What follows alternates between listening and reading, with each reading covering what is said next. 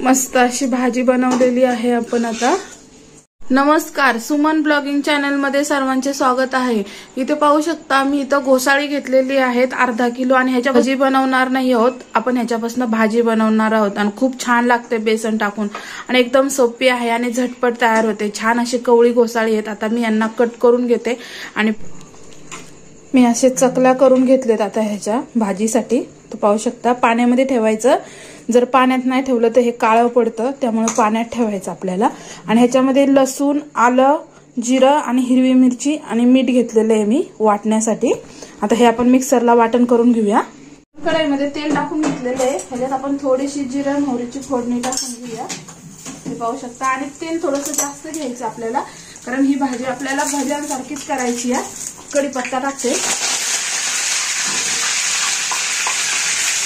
आणि नंतर हे जे वाटण आहे हिरव्या मिरचीचं, आलं, लसूण त्याचं, ते पण आपण ह्यात परतून घ्यायचं थोडंसं। पाहू शकता याचं आपल्याला हे छान परतून घ्यायचं। हे छान वाटण आपण तेलावरती तळून झालेलं आहे पाहू शकता। आणि हिरव्या मिरचीचं वाटण आहे, तुम्ही हे लाल तिखटाचं पण करू शकता। थोडीशी आपण ह्याच्यात हळद टाकून घेऊया, एक चमचाभर, आणि हळद पण त्यात मिक्स करून घ्यायचं। आणि ह्यात आपल्याला पाणी बिलकुल वापरायचं नाही।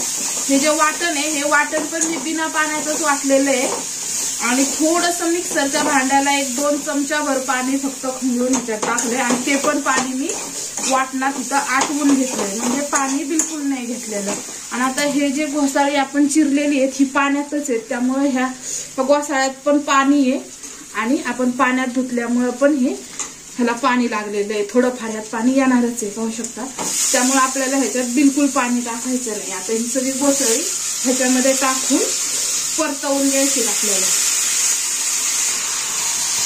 हे छान ह्याच्यात परतवायची आता, पाहू शकता बिना पाण्याचीच परतवायची, कारण ह्याला पाणी सुटणारच आहे नंतर ना। चांगलं परतून घ्यायचं हे अगोदर आणि एकदम झटपट तयार होते हे, कारण घोसाळी पण कवळी आहेत आणि खायला पण इतकी टेस्टी लागतात ना की तुम्ही घोसाळ्याची भजी खाता ना ते पण विसरताल, त्याच्यापेक्षा पण टेस्टी लागतात। हे पाहू शकता आता मी हे छान परतून घेते। 5 मिनिटं आपल्याला हे परतवायचं याच्यामध्ये छान। आता 5 मिनिटं छान ह्याला आपण परतून घेतलेलं आहे। इथे पाहू शकता थोडंसं पाणी सुटलंय ह्याला, अगदी किंचित चमचाभर। तर आता हे परतल्यानंतर ना हे एकसारखं आपल्याला असं करून ठेवायचं साईडला, म्हणजे वेगवेगळं असं करून ठेवायचं आणि गॅस एकदम बारीक करायचा, स्लो गॅस, मोठा नाही ठेवायचा, गॅसच घ्यायचा। असं छोटा करून घ्यायचा गॅस आणि बारीकच ठेवायचा। आणि आता ह्याच्यावरती आपल्याला बेसन पीठ टाकायचंय, हे पाहू शकता। आणि हे बेसन पीठ हलवायचं नाही आपल्याला लगेच।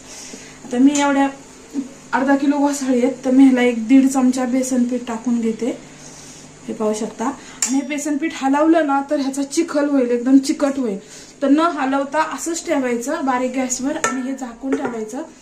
5 मिनिटं असं ठेवायचं आणि 5 मिनिटांनी आपण बघूया, मग मी तुम्हाला सांगते। कारण हे बेसन पीठ हलवायचं नाही बिलकुल, हे नंतर हलवायचं, हे असंच ह्याच्यात शिजवून द्यायचं वरती उकडून। इथं पाहू शकता आता आपण ह्याचं झाकण काढून बघूया। ह्याला बघा थोडंसं पाणी पण सुटलंय, हे वरती पाणी आले आणि हे बेसन आता ह्याच्यात शिजून घेतलंय, म्हणजे शिजलंय चांगलं। आता आपल्याला हे मिक्स करायचं याच्यात, हे पाहू शकता हे बेसन अशा पद्धतीत मिक्स करायचं शिजल्यावरती, हे पाहू शकता। आणि आपण ह्याच्यात वाटण घातलेलं आहे आलं लसणाचं वगैरे, त्यामुळे हे इतकं गिलगिलीत झालंय। आणि जर तुम्ही वाटण नाही घातलं, लाल तिखटाचं बनवलं ते एकदम सुक्क, म्हणजे असं भज्यासारखं तयार होणार। पण हे एकदम थोडंसं हलकीशी ग्रेव्ही टाईप मध्ये झालंय।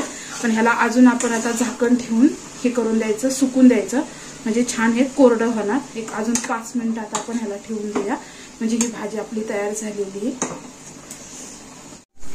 छान असं आता आपण ताट करून घेऊया।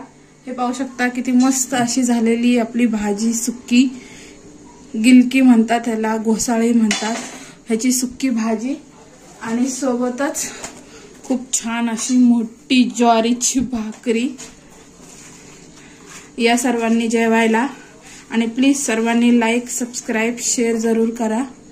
हे पाहू शकता।